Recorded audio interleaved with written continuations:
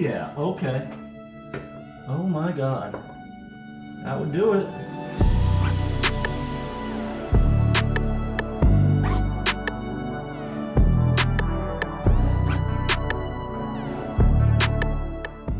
Well, yesterday was a bit of a whirlwind of emotions for the first start in my 2003 Cobra, which if you've been following along in this build, you know we just got a brand new, fully forged engine installed in this thing, fired it up for the first time. It sounded good for a little bit, and then developed some sort of tapping, knocking, or something. That's not good.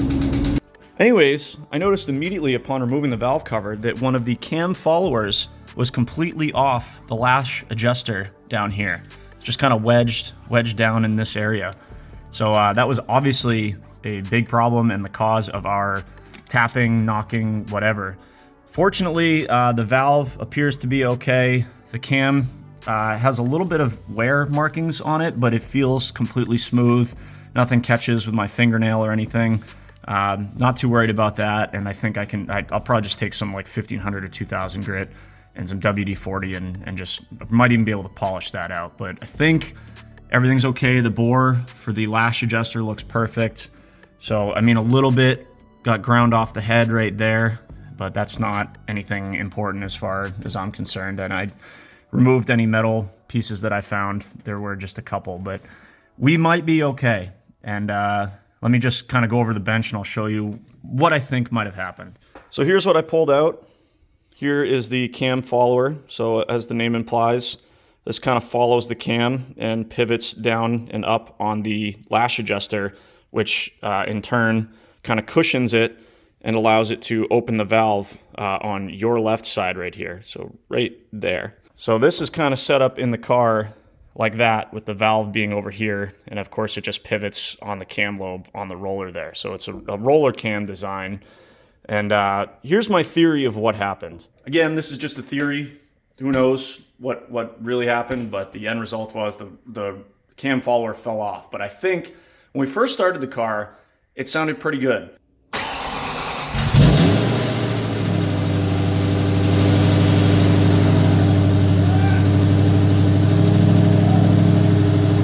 When I got around to the engine bay, you could kind of hear a light tapping, like tap, tap, tap, tap, tap, tap, tap, tap.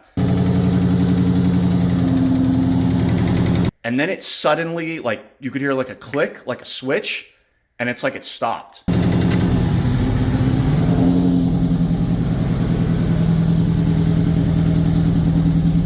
So my theory is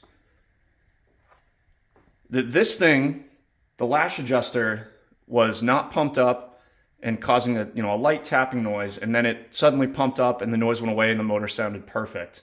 And then as I was letting the car warm up, checking for leaks and stuff, you could kind of hear it again. So I'm wondering if this thing lost its prime and started tapping a little bit again. And then at the end of the video, it got really bad. It was a noticeable, very loud knock, almost just an aggressive tapping. And I think that is when the cam follower itself fell off completely. And that's when I shut the car down. It was still, running fine. It's a 4-valve motor. There was still an intake valve opening, just not 2 of them. So the car still seemed to run just fine, but it was making that awful racket, so I shut it down. A lot of hydraulic lifter cars, the M156 in my Mercedes, for example, when you first start them, when they're new or they haven't been running a while, they're gonna tap as they fill up with oil and prime. And the Mercedes took like 5 or 10 minutes. I even had to drive it down the road with the motor tapping before the lifters finally pumped up, and then it was whisper quiet. It's been perfect for 10,000 miles and over a year now. So you have to try not to panic sometimes when these things, you have a hydraulic lifter car that's tapping a little bit. When you first started, you could see me in the last video, I was giving it a little bit of gas to see if you could try and get the oil pressure up to prime those lifters. But so, you don't want to immediately shut it down if you hear tapping. Try not to panic, but that tapping at the end was like, nope, something really wrong, shut it down. So that's my theory anyways. I don't know. I'm praying right now that the valve is okay. The cylinder I scoped and I didn't see any damage. It looks perfectly fine. Still looks brand new in there. Spark plug looks totally fine. So I'm just hoping that the valve is okay. The valve isn't bent, didn't get wedged or anything. So what I'm going to do right now, I think, is replace those 2 parts. I have a spare set of heads So I'm going to grab a new cam follower, or a likely good cam follower. This one is still good too. I could probably reuse it, but just going to replace both at the same time.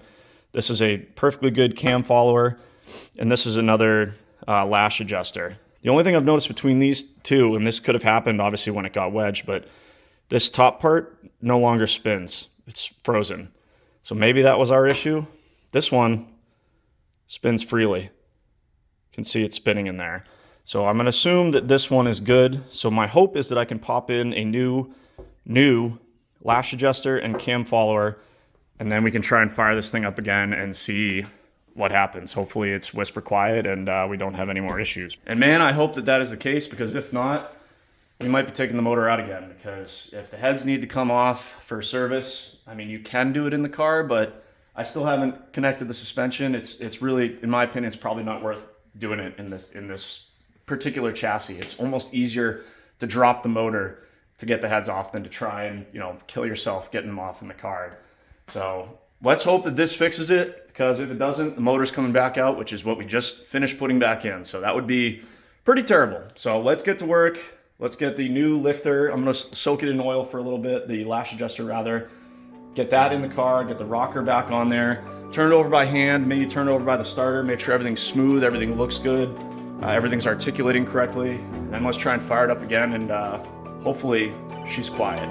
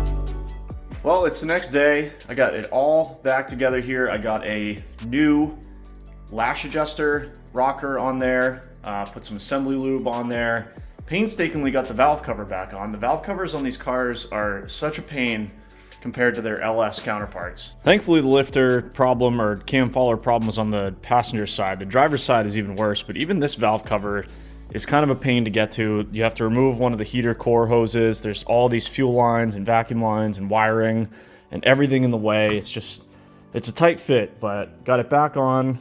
New gasket, or same gasket, which is still new. Black RTV, got everything back together, all the spark plugs back in. Also, just so we know, I did a compression test on that cylinder just to make sure that the valves were doing, what the valves are supposed to be doing, sealing the cylinder. We got 210 PSI, which is crazy good. So it seems like the valves are doing what they're supposed to do. Like I said, I scoped the cylinders. They all looked okay. Put the plugs back in, coils back in. Everything's hooked back up. Also, in my opinion, I likely just had a faulty lash adjuster, and that caused the rocker to pop off, or something. Maybe it didn't pump up in time. I don't know. But I don't think it had anything to do with the oil weight, but these motors do call for 5W20. I've been running Rotella in these for years. Run Rotella in basically everything I owned, never had an issue. But it is like 45 degrees out. Rotella is a 1540. I usually buy 540, but for some reason I got 1540 this time. Long story short, it is like molasses. So it might have been too slow, too thick to get to that lash adjuster to pump it up. So I dug in the cabinet and I found some 5W20 conventional. I just swapped that out real quick. So lash adjuster's on, cam follower's on. We got fresh 5W20 in the engine. Everything's back together.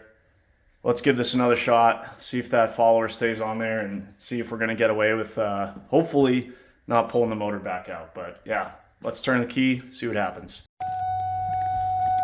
All right, here we go again. It's like deja vu. Key on. Neutral. Fuel pumps just primed. Let's actually do the fuel pumps twice because I did have to drain those to get the valve covers off. Let's get those on again. Clutch in. Here we go.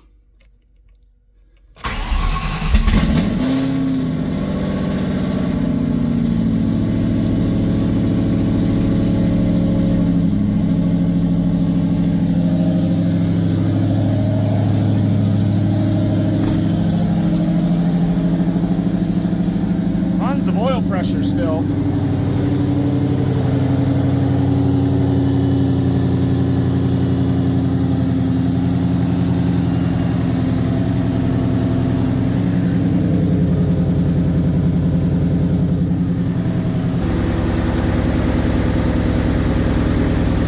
Whisper quiet so far.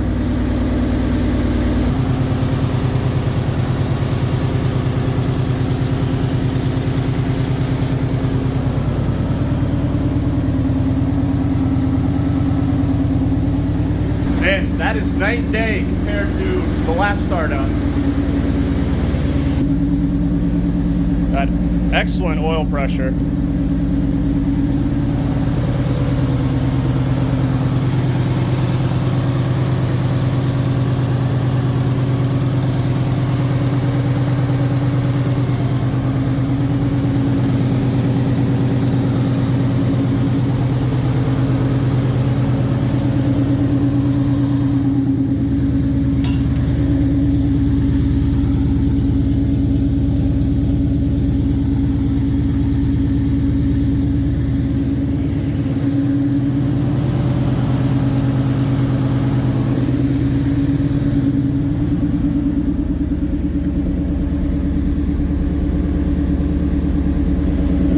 Good so far.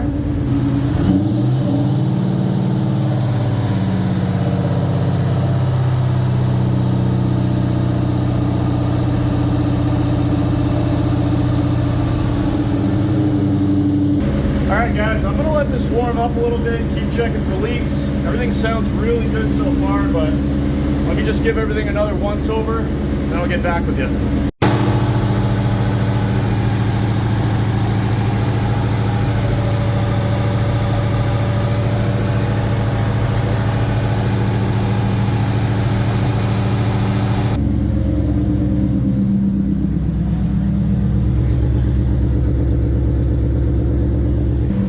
So far, so good. Coming up to temp.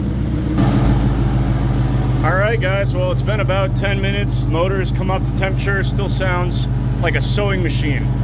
Perfectly smooth and quiet. Just bleeding the cooling system now. Hot oil pressure hanging out about 25 psi. That's great. I'm trying to get my SVT to work so I can log coolant temp, but I don't know if the update that I tried to do messed it up. But our heat is blowing hot. Our useless temp gauge is right about where it always is. So I don't know. I might shut it down here soon. I don't like running motors that are brand new without knowing exactly what the coolant temp is, but it seems fine for right now. But we'll shut it down here in a minute. But everything's looking good so far. Woo!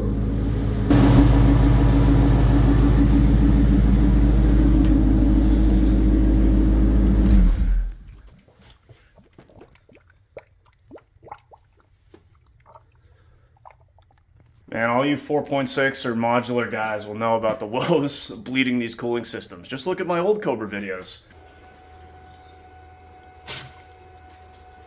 Except for that. But I think we got her, boys. I don't know. It might be too early to tell, but we just ran this thing at idle for 10 minutes, and I don't think I've ever heard a motor that smooth and quiet. At least a modular one. It was perfect from the moment it started. Great oil pressure, got it nice and hot. It was still like 23, 24 psi and came right up with revs. Coolant system seemed to be bleeding. We got hot heat. I think the thermostat was just opening. I would have run it a little bit longer, but like I said, I got to fix my SVT. I might have to try and finish that update tonight. I don't see any leaks. Garage floor is bone dry, so that's always a good sign. I don't know, boys. We might have dodged a bullet here. I'm not sure, but the car is running beautifully. Not even so much as a check engine light. I'm ecstatic right now. But I'm gonna regroup a little bit, double check everything for leaks. I'm gonna see if I can get that SVT thing updated because, like I said, I really would like to see when the fans kick on and make sure everything's good to go. But I'll check in with you guys in a little bit. All right, guys, we are running again. I just let it cool for a little while. Can't figure out what's wrong with my SVT, so I got the old handheld scanner out here. Coolant temp is 196. I believe the thermostat just opened. Just saw a little bit of a drop in the coolant level. I would expect we see the fan come on here shortly as well. But yeah, everything's still looking good.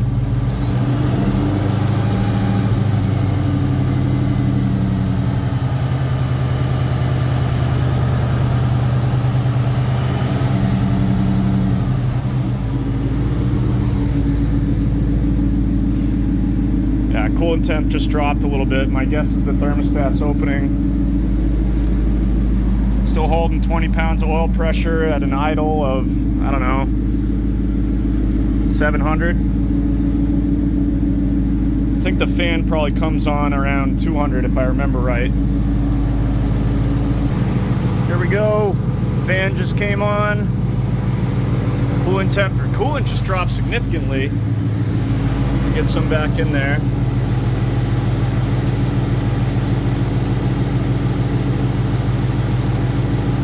Go.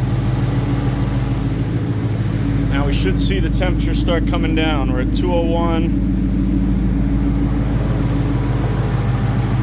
Fan just kicked on. Let's keep squeezing this upper hose, get all those bubbles out. Watch your fingers in the belt though, she'll bite.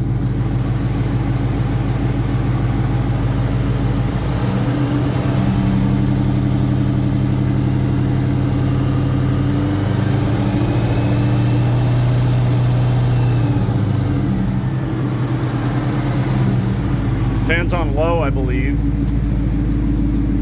Yeah, now we're coming down 199. Looking good! Woo! That's what's up.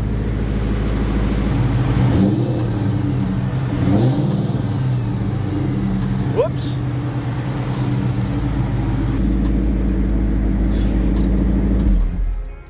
That is what I wanted to see. The motor is whisper quiet. I think I was able to bleed the cooling system. Thermostat clearly open. The bottom radiator hose is hot. The top radiator hose is hot, so we shouldn't have any major bubbles. Oil pressure is holding constant. The motor sounds perfect.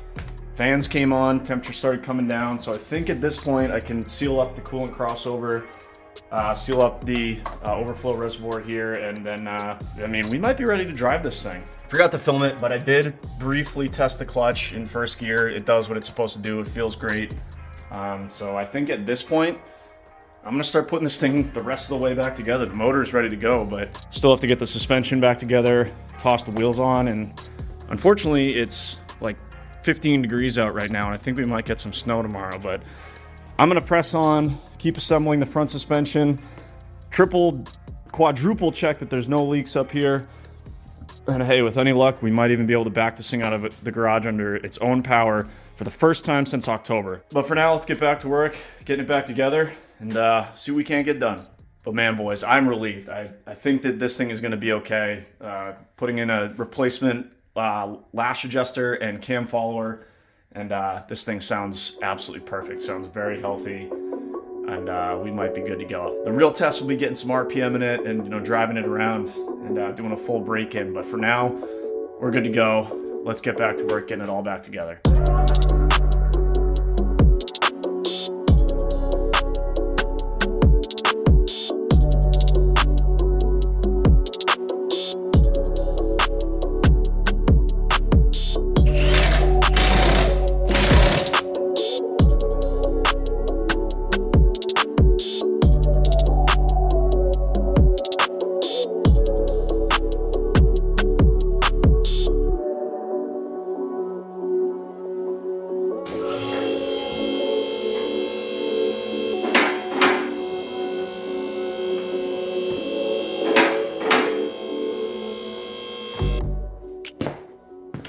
Guess what I forgot? Oh! Whoopsies!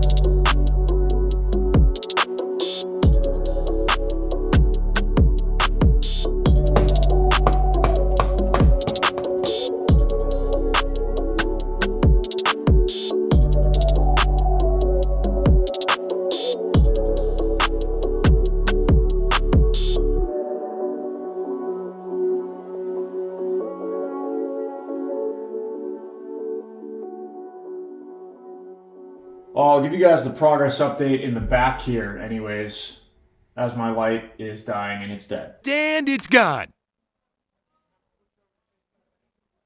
New light. Nothing has batteries, ever. Okay, so that's better. So, if you guys remember, literally everything on this car was leaking. Oil pan, timing cover, valve covers, the transmission output seal, oil cooler. Back here was no exception. Not only was this cover leaking, but the pinion seal up here as well was leaking. So you guys just saw me replace the pinion seal with a brand new GM seal. Got that all back in. The cover back here is a nice B&M cover, but it was really leaking. The floor down here is covered in gear oil. And I think that's because almost all these bolts were just finger tight. They must have just worked loose over time. There was no gasket here. Whoever installed this just used black RTV, which is fine. I'm gonna go back with a gasket, but this appears to be our factory posi traction unit with an aftermarket set of 373 gears. I Googled the part number, looks like they're motive gears. But yeah, well on our way to sealing up the rear end here. I mean, look at how badly and how long this has been leaking.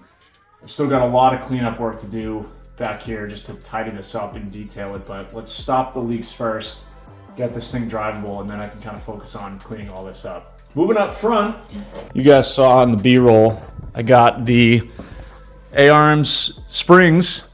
After 2 tries, got the springs in. I assembled the whole knuckle, bracket, brakes, everything, and then realized I forgot the springs, had to take it all apart, redo it, but our front suspension is completely back together.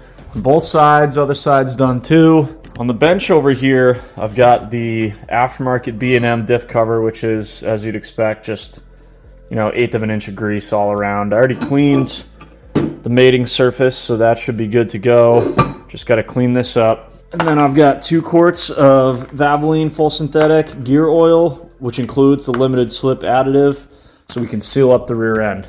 So yeah, guys, let's keep the progress going. Let's get that rear end cover cleaned up, get that on the rear differential, get the drive shaft back in, get the front wheels on, get this thing on the ground, and see if it can move under its own power for the first time in over 2 months. Back to work.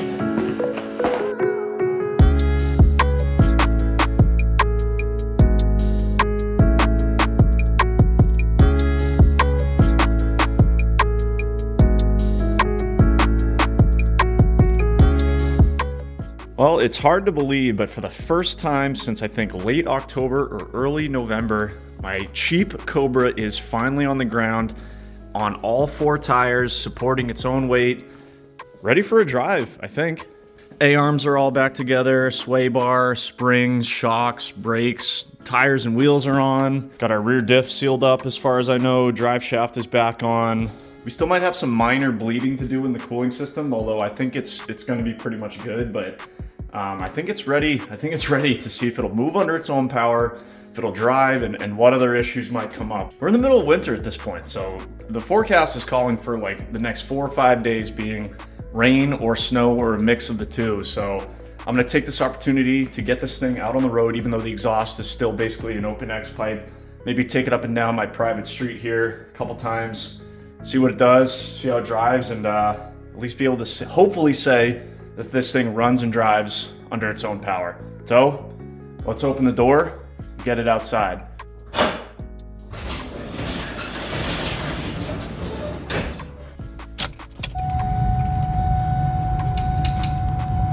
All right, still got our heat on full blast.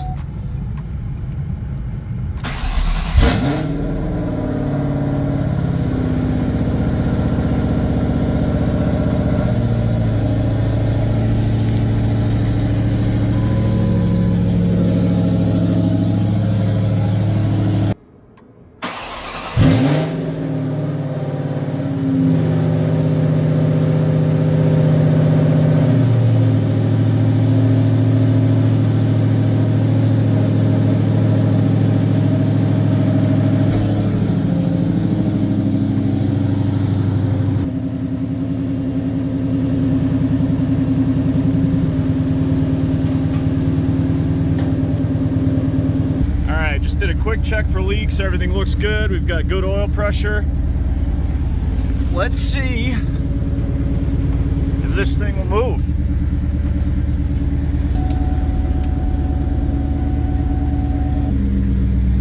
Woo! First time moving under its own power in a long time.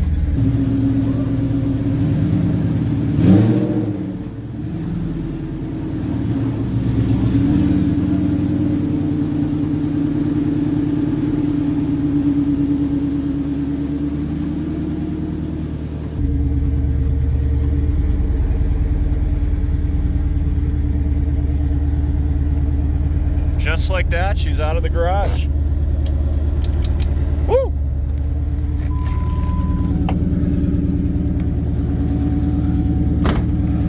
Got my fuel or oil pressure gauge kind of zip tied up out of the way up here, so we can keep an eye on that. She moves! Outside for the first time since there was leaves on the trees. It's been a minute.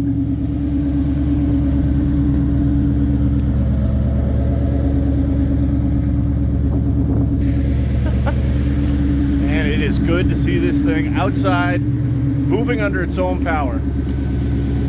Let's let it warm up a little bit. Well, we're coming up to temperature, logging our coolant temp, which is currently at 145. Check this out. Car won't go into first gear, which I think is kind of typical sometimes with a faceplated transmission, but you let the clutch out just a bit, bangs in. The rest of the gears feel good. So actually was able to confirm with not the previous owner, but an owner or two before that, that this car does have the faceplated T56 Magnum, which we already knew, but it's kind of cool to hear it, you know, first person here. But coming up to temp here. Exhaust a little bit smoky, but that's pretty normal for a new motor. It's not, you know, broken in or had the rings seated, but shoot, why not? Let's take this thing down the road, see how it drives.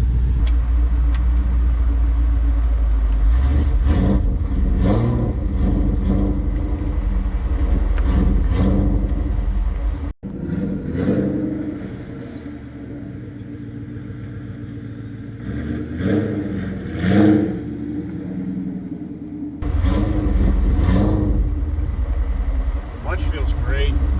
Love those McLeod RS or XT clutches.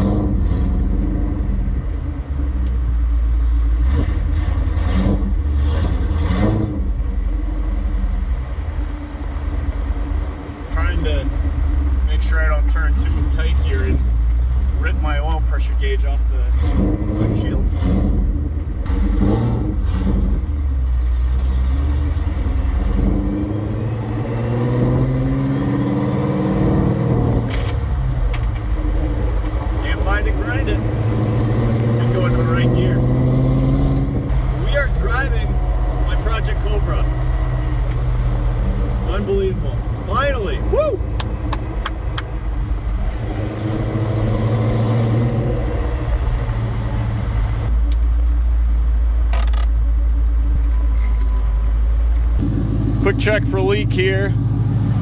Probably still have some air in the system. No big deal. Sounds excellent though. Super smooth, good oil pressure. Happy about that. Look at this thing. Finally outside.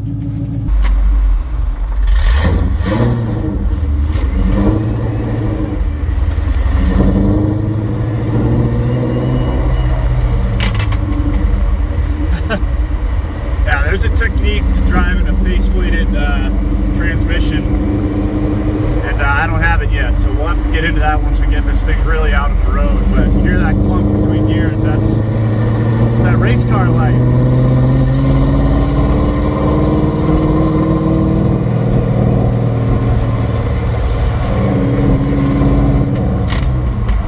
Strap third. That is violence. It's more violent than I thought. We'll have to get used to that. Car drives good. Clutch feels great.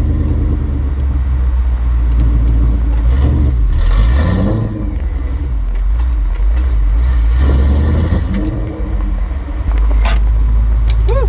First drive, not bad. Not bad.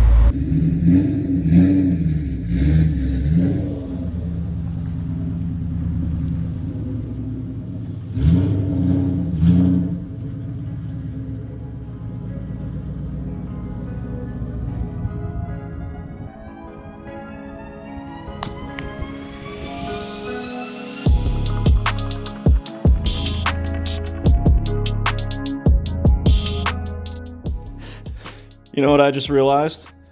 This Cobra badge that fell off basically the day I bought the car survived. Our first test drive, just chilling right here on the bumper. She wants to live. This Cobra wants to live right here. Didn't fall off in the drive. That's a success. Well, we've got ourselves a running and driving 2003 Mustang Cobra. And what a journey it has been to get here. It has been a lot of work, a lot of money invested, but I couldn't be happier right now. After the crushing tapping noise at the end of the last video, I was pretty down. But I mean, like I said, you got to try and keep a level head. I thought I had an idea of where it was coming from and the possible cause as well, and we were right. It was just a rocker. So I think we might have dodged a bullet there. The motor sounds so good everywhere. It's you know, revs smooth.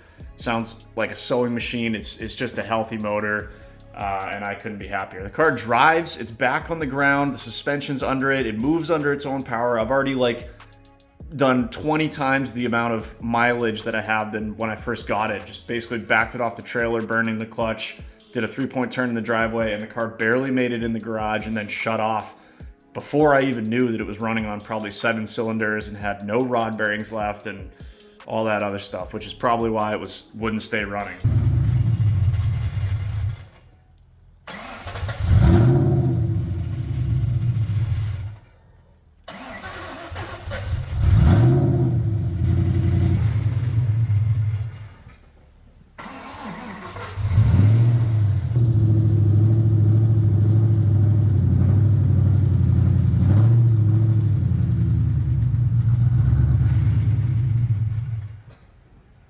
But I digress.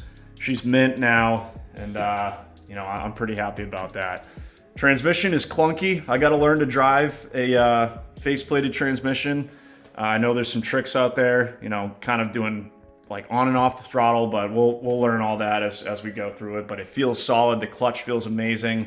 Everything's good. There's no leaks as far as I can tell. Just doing a little bit more burping of the cooling system here. These cars are sometimes finicky. Right at the end of the last drive, I did get just a little bit of overflow at the tank here. So I think that I got a little bit of a bubble out there. So I'm just still working, just making sure that this thing doesn't have any air bubbles in it, and we'll be good to go. But that's gonna do it for this video, guys. I'm looking over here at a stack of aftermarket parts that we're about to get on this thing, and I can't wait to keep going. I mean, the motor has basically consumed this project from day one. So now hopefully we get to move into some other stuff like exhaust and interior stuff. I have not even touched the exterior yet. You know, everything else, there's still so much work to do on this car, but at least it's a little bit of a change of pace, you know? So hope you guys are gonna join me for the rest of this project. Hope you've enjoyed it thus far. If you have, give this video a thumbs up. be sure to catch you guys in the next one.